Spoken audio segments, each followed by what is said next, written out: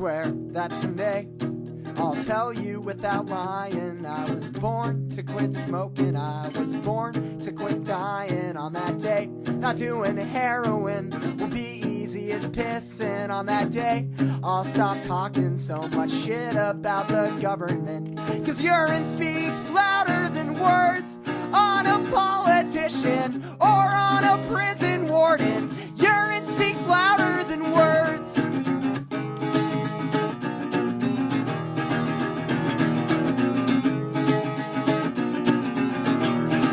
I swear that today I was born to be living. I was born to be singing. I was born to be fighting. But will somebody say, is this resistance or a costume party? Either way, I think black with bandanas is a boring theme. I don't gotta tell ya, crackers are great with amnesia. When they wanna forget something like centuries of racism, say look at the man on center stage and pay no attention, while millions get locked in a cage.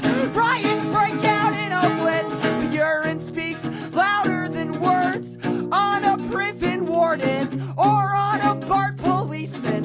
Urine speaks louder than words.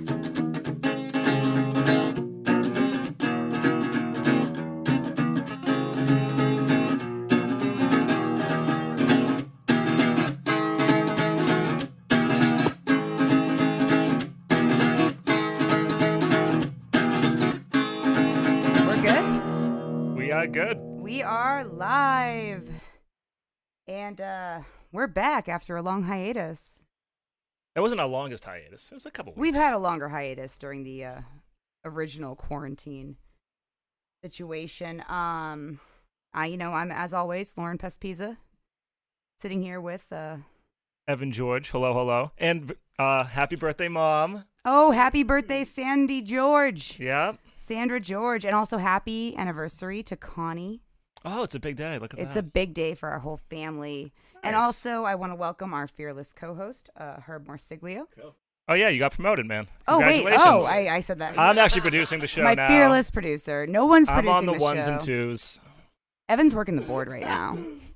Everyone's confused. Herb's going to give you his take on local politics here in Boston, and I'm just going to adjust the mics. You know what? Be good. Honestly, for election season, that would be an amazing show. Probably would be. Just saying. But anyway, I wanted to start with that song because the last time we're doing a show today on Operation Clean Sweep and what they call Methadone Mile. And the last time that I was there was the last time I was called in for a drug test. And I was actually at a protest for City Life Vita Urbana before that in Roxbury, and I basically danced my way to that song to go pee in a cup for my, conditions of probation or whatever. And since we were discussing that today, I thought that would be appropriate. That was very appropriate. We got some great Facebook love for it, so good job. All right. I'm happy to hear it. I don't know. New producer, already doing a great job. Yes, good job, Evan. You're a great producer. You know exactly what you're doing. Thank you. So we actually have a couple things to talk about today. We are just back. I'm actually I know you're not, maybe you are, I feel like you should be, sick of electoral politics right now. I never get sick of electoral politics. Oh, baby. It's all right. Give it a couple years. Oh, please. So I am sick of electoral politics right now. There's a few issues I would love to bring up, but mostly what I want to talk about is things I have seen going on, like in real life, or at least from people who are there in real life on Facebook, as well as city council shenanigans as usual. And so we actually have a guest in the studio, or not in the studio. We don't have anybody in the studio. I'm losing my mind. Sorry, I just had the phones. I just had to harass Rayla Campbell today. So yeah, you had a busy day. I'm very busy. And I was having dinner with my parents. Oh, I hope it was delicious. It was really good. Nice salmon. It was delicious. You had salmon? Salmon's good. So I'm always on the go lately as a anarchist without a job at this point. And so I do want to welcome Angela. And I'm bad at everything I do. Angela Niwalia. We can unmute that mic. Herb, stop laughing at me. Let's do it. Because we have a harm reduction specialist on the phone. that has been there on the ground level, boots on the ground, seeing what's been going on. There's been protests to clean up Methadone Mile that have been very offensive. To say the least. But Angela, you there with us? Yeah. Awesome. Hey, I apologize for that intro. Everything happened at once. What? No, it was great. Okay. This is real Also, live stuff props going on. for the Pat playing at the beginning. Gotta love it. Oh, yeah, I know. I'm actually kind of like Herb, actually, my fearless producer, turned me on to that. And I am forever grateful. Yeah. So, I know that I think it was Tuesday last week, 5 days ago, there was some sort of protest to clean up Methadone Mile, quote unquote, or some sort of vaguely NIMBY / advocating for some decent things, but also trying to give more funding to police about it. So it was very it didn't get a lot of press because it only got covered on Fox. And I think one of my friends posted it, and you commented on it that you could give insight into this, and you were on the ground as a harm reduction specialist. So I wanted to talk to you about what exactly that is and what you've been seeing. Yeah, right on. So, in my line of work as a harm reduction specialist on the front lines of, I guess, substance consumption, public Sure. substance consumption in Boston. I'm definitely in tune with some of the stuff that's been going around the clean sweep, the first and the second one. And yeah, I believe the protest was not this past Thursday, but the Thursday before that, with the promise that they would be back every Thursday. Okay. Every Thursday, huh? That was the sound of it. Okay. So, did you make it out to the protest, or do you know anybody who did? I believe a colleague from SIFMA now, Supervised Yep. Injection Facilities in Massachusetts now, Kathy Hurd, was there. Okay, Cass. Yeah, we're definitely going to get into that and what they do because that's important. Yeah, right on. But I was, it was I felt like I missed out because I was probably dealing with other counter protesting stuff. So I wanted to hear, I went through their list of demands. I was very offended by it, but at first I'm getting distracted. What I want to say is, what exactly is a harm reduction specialist for our listeners who don't really quite understand what that means? Well, I would say if you asked about 100 harm reduction specialists, you would get about 100 different answers. It's a pretty open-ended term. My current job title is a community health worker, which definitely encompasses a lot of what I do. I work in public health. I am on the ground working with people who are consuming substances publicly, as well as people who are in recovery. And then in addition to that, my work also really overlaps with the prevention of the spread of bloodborne pathogens. So I do a lot of work around safer sex, as well as queer health and stuff. What does that look like day to day? So it varies day to day. A good chunk of during the initial outbreak of the pandemic, it was almost exclusively street outreach. And as things have started to kind of reopen a bit and settle in certain areas, especially in the public health, where we want to really be trying to maximize the amount of people that we can see, as well as the services that we provide, I have been spending a lot of time doing both information dissemination as well as testing for Hep C, HIV, and STI. Okay, so you are going to, I don't want to phrase it this way, but places that everybody is complaining exist, basically, and helping the people there. Yeah, honestly, I think that's kind of an okay way to phrase it when we're really looking at the issue, is that I mean, I'm going to places where people are carving out space for themselves to consume substances publicly. But in addition to that, where people are just carving some space for themselves to exist publicly. Right. Living in a class divided society, a lot of people don't necessarily have access to the housing resources.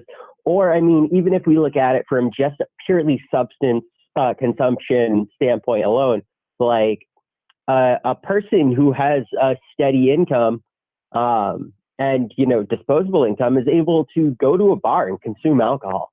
A number of my clients are criminalized for the consumption of alcohol in public.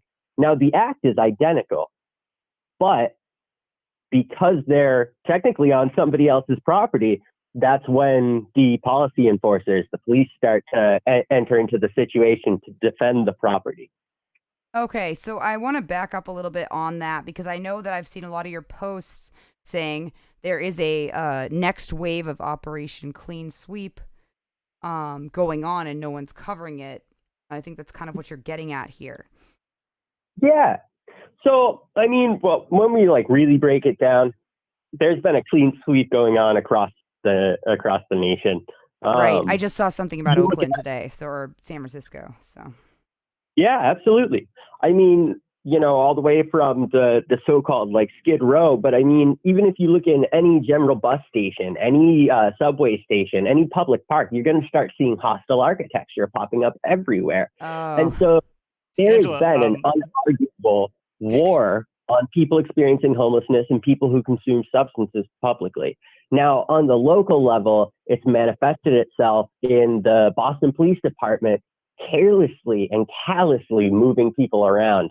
And it's not even really a solid, well felt out plan, because all it's really ending up being is people being rotated from spot to spot to spot and away from all of the service providers, as well as away from just the community that they built for themselves, where they're able to maintain each other's safety by providing, naloxone in the event of an overdose, or even sharing peer-to-peer education, which is something that we often overlook when we think about introduction into substance consumption, as well as maintenance of substance consumption.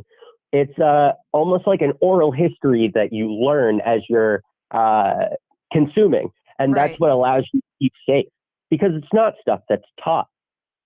Yeah. I mean, so that's the thing is, actually, I did want it to go into a little bit.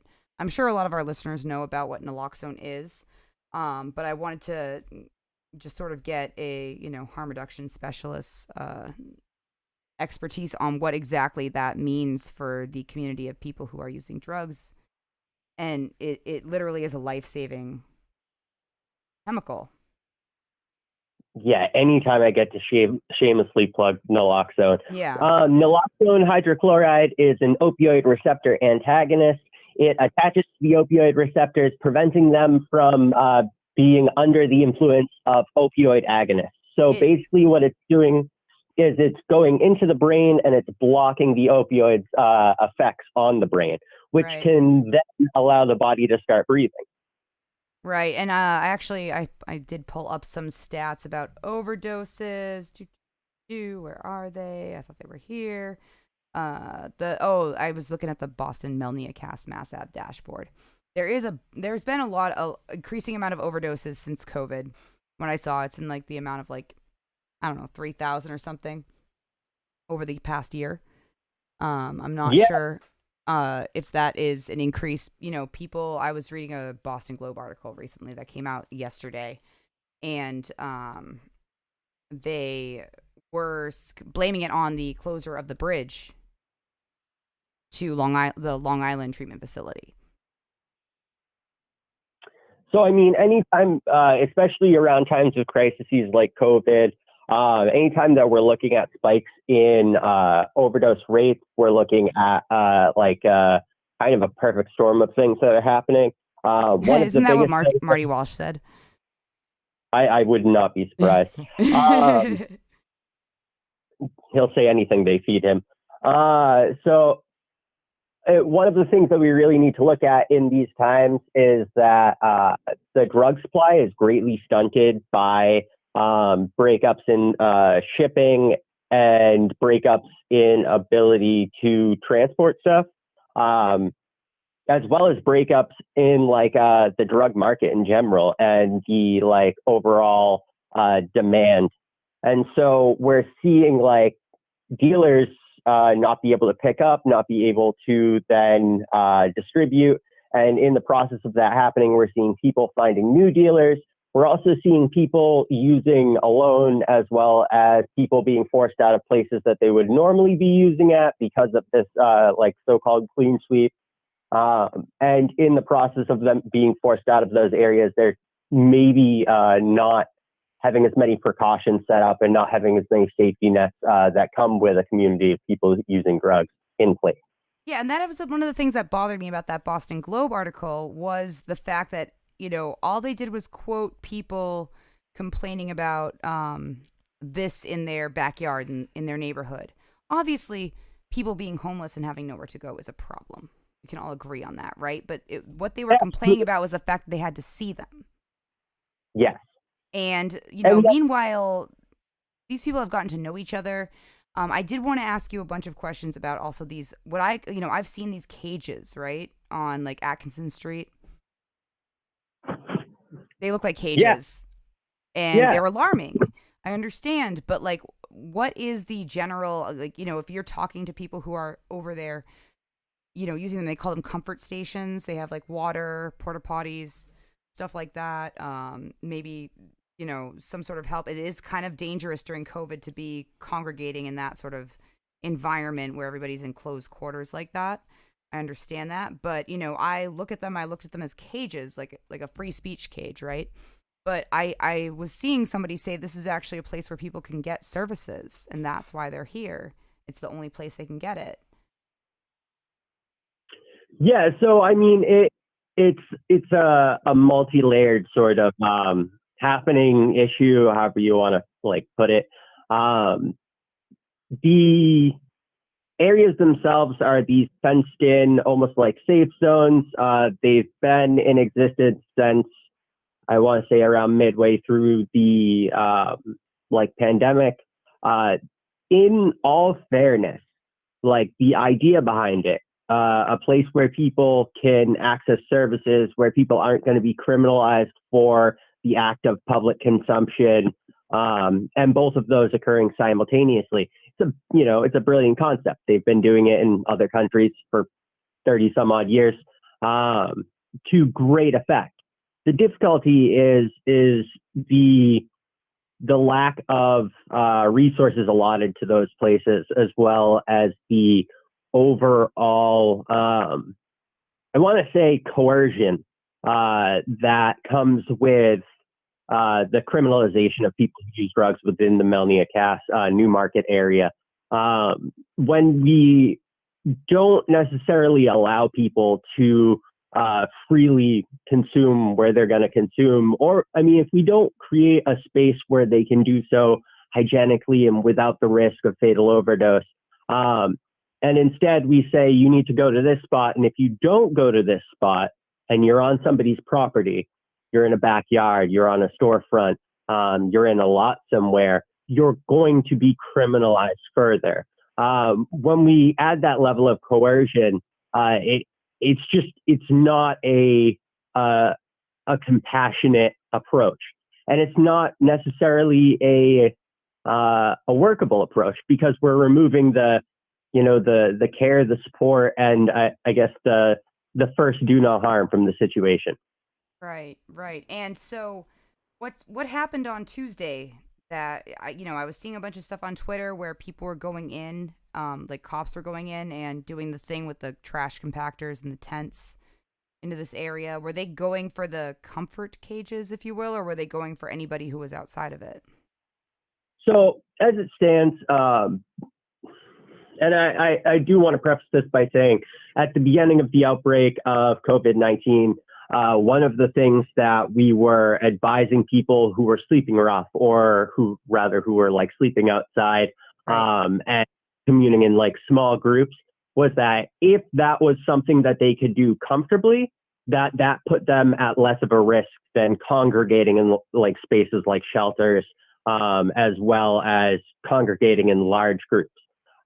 So from the start, the public health messaging has been access services, but social distance as much as possible, and sleeping rough, the open air, the rain kind of washing things away, and the space that we're naturally able to keep from each other when we're out of doors.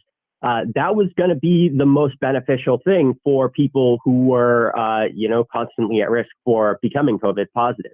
And so because that was our standpoint, it's really pressingly difficult to see that these encampments, wherever they occur, whether it be on the corner of Melnia Cass and Mass Ave, or whether it be under the Mass Connector Bridge, whether it be, family probate court lot, any of the places, it's so counterintuitive to be breaking up these encampments. It's so counterintuitive to be taking people's belongings and throwing them out.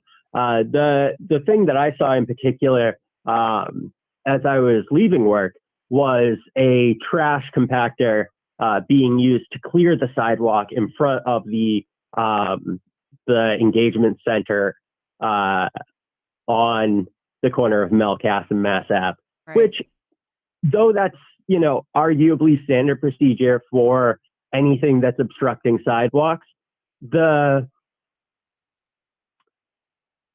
I guess just the very harsh reality of having, your belongings, especially when so much has been taken from you or not allotted to you in the first place, having them, trash compacted directly before you is it's really troubling. And it doesn't feel like a public health approach. And, that's even considering the possible contagion from people clustering on sidewalks, the possible contagion from people creating encampments on sidewalks, the possible public health hazard from having, discarded substance consumption supplies in the area. Even with those things, it still doesn't feel too public health to see a trash compactor with people's belongings being shoved into it. And I don't think that's the case now, and I don't think it was the case during the original clean sweep. Yeah. I mean, absolutely. What I was wondering is, do you know what people do get arrested during these sweeps, right? People do get arrested. Yes, and it's not just these sweeps. During the Boston Marathon about a year ago, we were I was organizing with a local group called Massachusetts Union of the Homeless. And at the time, we were writing an article for Liberation News.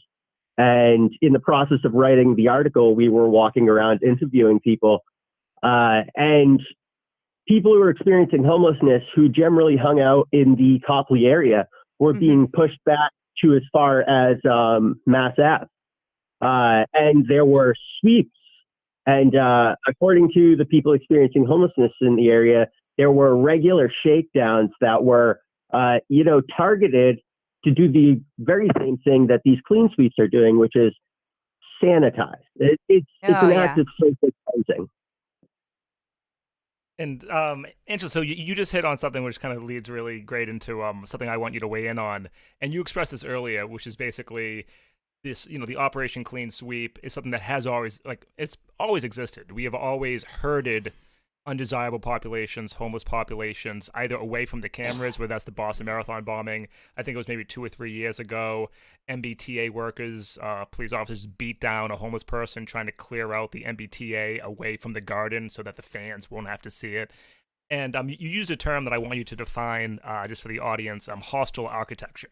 Oh, yeah, we love hostile. Because I'm not sure to what extent architecture. that is in the public discourse, and also the MBTA. I tried to find it. I think they deleted the tweet because of how much it got ratioed. The new benches. But basically, yeah, using the cover of accessibility, of openness, to actually install hostile architecture. So before I get to some of Marty Walsh's plans for this that I want you to weigh in on, can you just explain that term to people so people know what that is? Yes, absolutely. And I'd like to really quickly, because I've heard this argument brought up before, counter this notion of accessibility. If a public bench has bars put across it, for any any sense of like creating accessibility. It is for the express purpose of preventing people from laying down on the bench. And if the bench is not accessible to people experiencing homelessness who have, chronic pain or any number of things that require them to lay down, then that bench is not accessible to anyone. But hostile architecture is this notion of creating, what would appear to be functional pieces that prevent people from laying down on them. So we could see tilted benches with a few too short of a seat area, benches with rails in between them. Additionally, we'll see under awnings near buildings, concrete spikes being placed in. The comparison that one could draw is, the anti-bird spikes that are put up on the ledges of buildings. It's the exact same concept. It's trying to create something that causes discomfort and potential injury in order to prevent people from utilizing public space. And the only reason that people would need to utilize that public space is because they are denied private space based on their class. And that is a great way for me getting to what Marty Walsh wants for some of his solutions. So it was a few days ago. I haven't gotten a chance to read the entire plan yet. His Mass and CAS 2.0 plan. Yeah, I have it right here. And I heard him speak about this on, I think it was WBUR towards the end of last week. And because you brought this up, so I actually would be very curious, what is a good public health lens for this? Because on the one hand, what we are doing is we are, as you were expressing, we are congregating people who are experiencing homeless into a certain area of Boston and then providing the services there. And part of this plan that Marty was expressing is to kind of spread that out. Now, I do not at all accept this as acting in good faith. I think it's because of how visible that level of poverty is in that one central location. If you spread it out, maybe it won't look so bad. That's just my initial political read on it. But in terms of somebody who is a harm reduction specialist who does this, do you support kind of the concept of spreading out these services, or is it more of a question that we just don't put enough money, period, whether that's all together or spread out? What would you recommend? Actually, I really vibe with the latter there because, services were all spread out. There is several syringe access locations across town. There's some in Cambridge, Jamaica Plain, Back Bay area, and then there's stuff in the Newmarket area.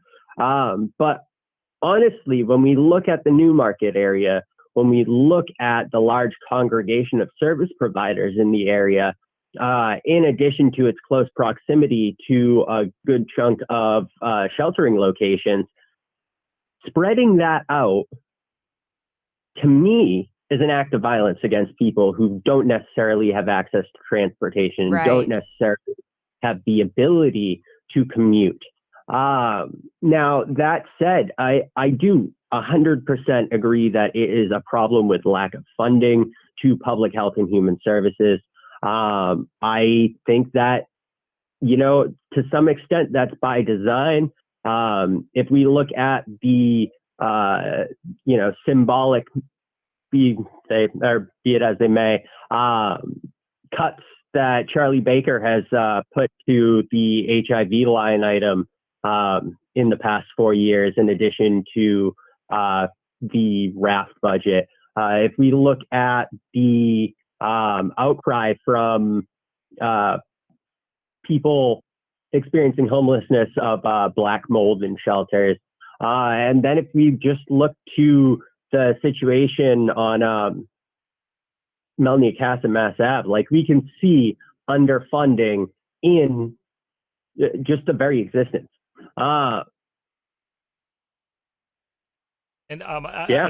Another element of his plan, just reading through some of the highlights now of a Boston Herald report, the addition of 8 addiction specialists to the street outreach team, a 4-member Department of Public Works crew to keep the area clean and needle-free, and a 5-member police community squad. Oh, no. Which sounds very friendly. Oh, boy. Just looking at some of the tasks that this new team will have.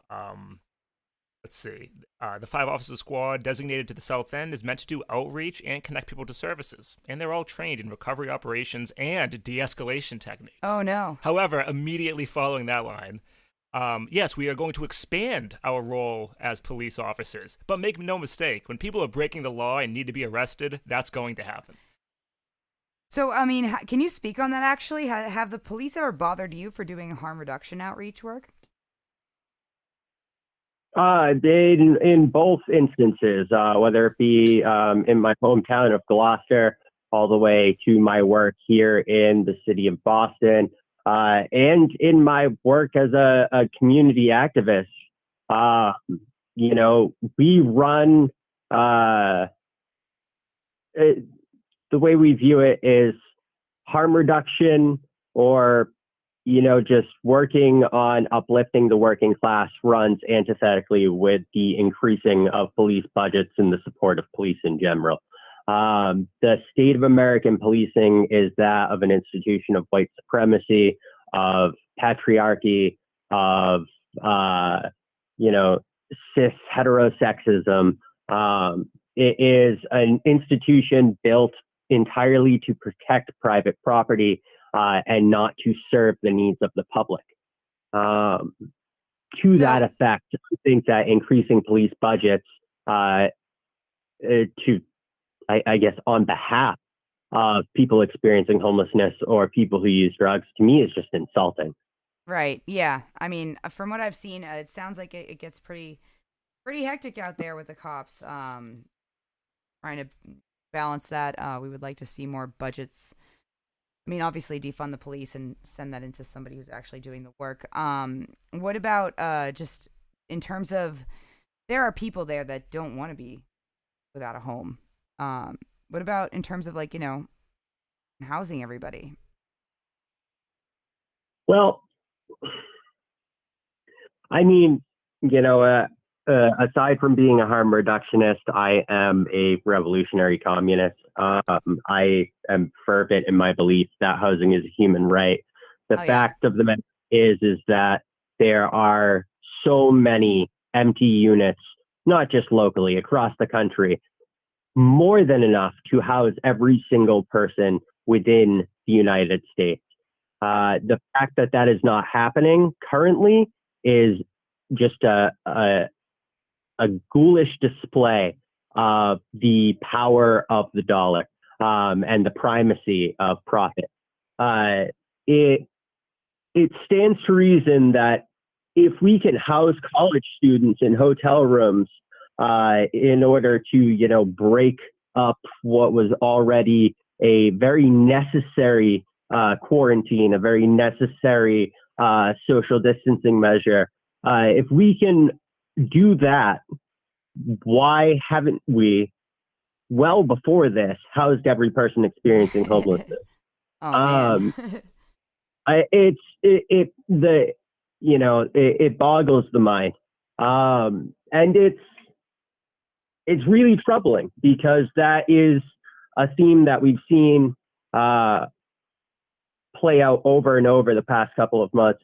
Has been COVID popping up, left and right, just these garish displays of housing insecurity and housing disparity, as well as the ever-growing threat against most of us of the experience of homelessness. Yeah, I mean, anybody who's protesting the fact that people are there with them in just a few months. It's a problem. I don't know if we'll be able to get, do you think that Marty Walsh is doing a good job? I know this is almost a redundant question at this point.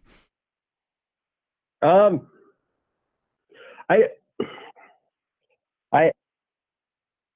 don't know. It's one of those things where, I don't believe that the system of economics that we exist under allows politicians at any level, be it local or national, to do what needs to be done in order to protect the sanctity and sovereignty of human life. I don't think that any of the politicians are equipped to make the necessary changes required to ensure that fundamental human rights are ensured to every human within this country. What about Michelle Wu? In the Boston Globe article about this, she wanted to take a holistic approach. I still don't understand what that means. Sounds good though, doesn't it? It Doesn't it sound calming? It sounds nice. Sounds It sounds wonderful. nice. I love holistic approaches, I always but picture like a little stream. yeah, like a nice stream flowing through Milnia Cass Boulevard. So for me, a holistic approach looks like an acknowledgement that the system that we exist under has failed us. It looks like the acknowledgement that housing is a human right, that employment is a human right, that healthcare is a human right, that mental health care is a human right, that food, everything that we need in order to survive and thrive, education included, are human rights. Oh yeah. And at that basis, when we ensure that everyone has those basic needs met, we would instantly see this, well, not instantly, we'd over time see this beautiful drop in the material conditions that inform problematic relationships to substances and thus substance use. Oh man, I honestly could do an entire show on that with you. I'm like working my own shit out through this, like talking to you about this, because I have learned so much in terms of even your language, saying instead of addicts or whatever, like people who use drugs, just different things. I'm like, oh my God, somebody finally is speaking my language. So I actually really want to thank you as a person who's recovered myself for speaking in a way that empowers me and doesn't turn me into a subhuman, person, I guess. And that was, you know what I mean? Like I could do an entire show on that with you, if Evan ever lets me. We could have Chomsky on and talk about the use of language. We're not ever going to have Chomsky on the show, If Evan. Chomsky wants to come on the show. Evan's not coming on the show. Or Chomsky's not coming on the show, Evan. As both a public health professional and a person who uses drugs and a person who's struggled with so-called addiction myself, right. I do definitely believe that that language is paramount in how we communicate these, these social conditions, as well as these, instances of potentially negative behavior within our own lives. How we communicate those to the rest of the world is how we, expect it to be viewed and expect it to be communicated. And so I try to keep that level of, vocab when I carry out discourse. I've learned a lot from you. I mean, I've been clean for 4 years, and I didn't, I didn't know the, next level vocabulary. Addiction is a disease, and I'm like, okay, whatever. If that makes you like me more, I'll say that. But it didn't really quite vibe with me, and I guess maybe it's a social disease. I could literally do a whole show on that.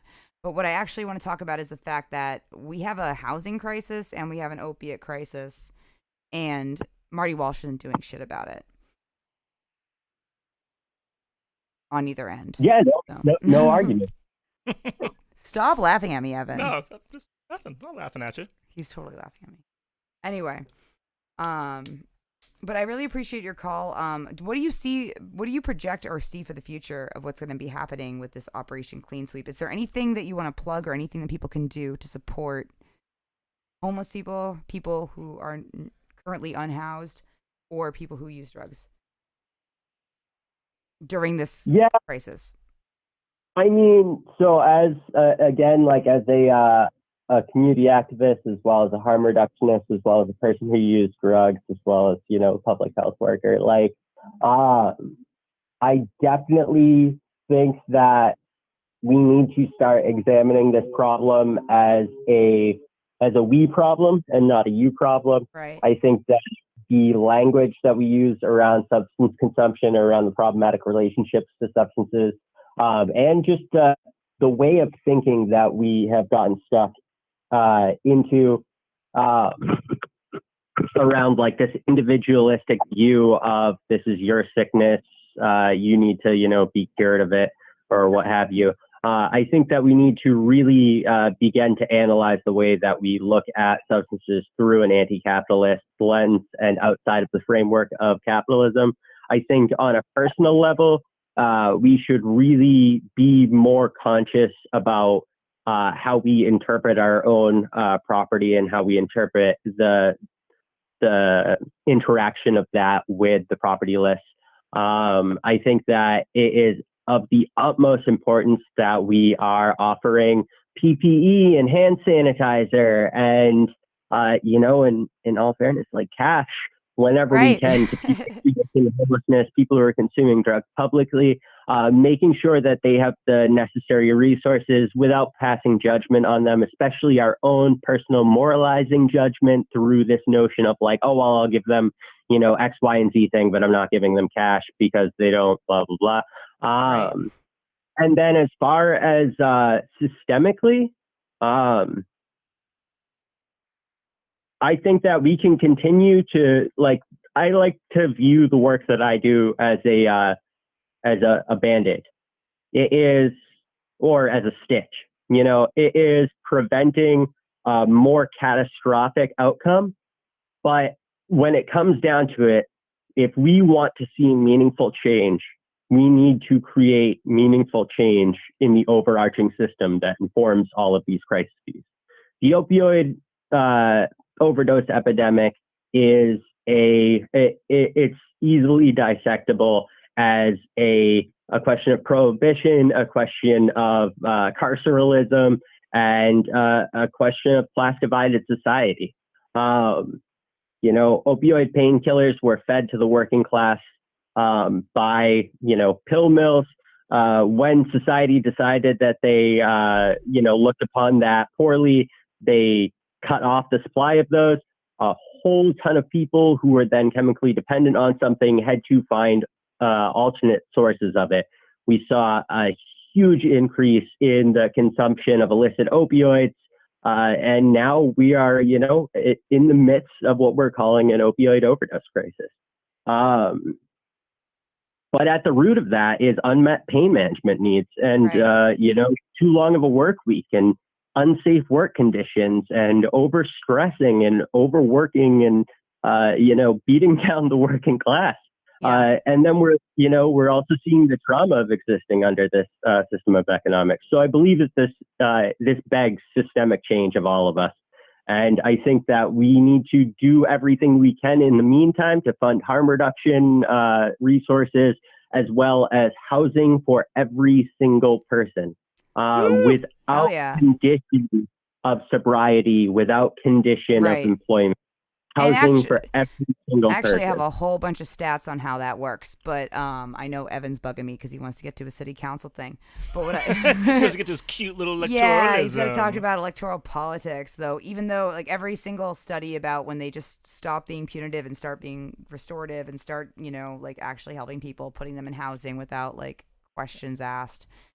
People end up reducing their use and eventually withdrawing on their own because, they get involved with their community and they have a safe way to consume and use. And it all makes sense, but maybe we'll get into that another day. What can my listeners donate to? What can you donate to? Donate to Mass Bail Fund. Get people out of Hell yeah. But your readers could also, or your listeners could also look into, I would say, check out Mark Lewis, check out Johan Hari, check out Carl Hart, Dr. Carl Hart. In addition to that, look up heroin-assisted treatment. Look up ice injection facilities. Look up Housing First. Start prioritizing the necessary steps that we need to take before we're prioritizing people's morality, NIMBYism, all of this just gobbledygook. We need to ensure people's safety by any means necessary. Absolutely. I like the by any means necessary part of that. But Angela, thank you so much for coming on. Thank you so much. I definitely want to keep reaching out to you about this further. This is an extremely interesting topic, and it's complicated, especially given that what's going on is so recent in terms of the recent sweeps I've been hearing about on Twitter and everything. Are you still going to be doing outreach even though you've been harassed? Oh yeah, every day. Or every opportunity I get, whether it be at work, whether it be not at work. But by no means will the public health sector be slowing down, even in the face of harsher criminalization of our clientele, even in the face of the continuous scattering of our clientele. We will be finding the people where they're at, meeting them where they're at, and providing them the services that they need to make it till tomorrow, because that's what is the right thing to do. That is. Preserve life at all costs. The motto of the show. Oh, yeah. Into the apocalypse. Yeah, it's the apocalypse. All right. So we're going to let you go. I actually want to take a quick break. Okay. So we'll be back soon with, we're going to talk about the city council. Ew. You'll see. It's very connected. Wait, Don't worry. But how am I going to bring up my own friend's drama into this? You'll find a way. You always do. I will. So we'll be right back. Give me like 10 minutes. All right. Pause.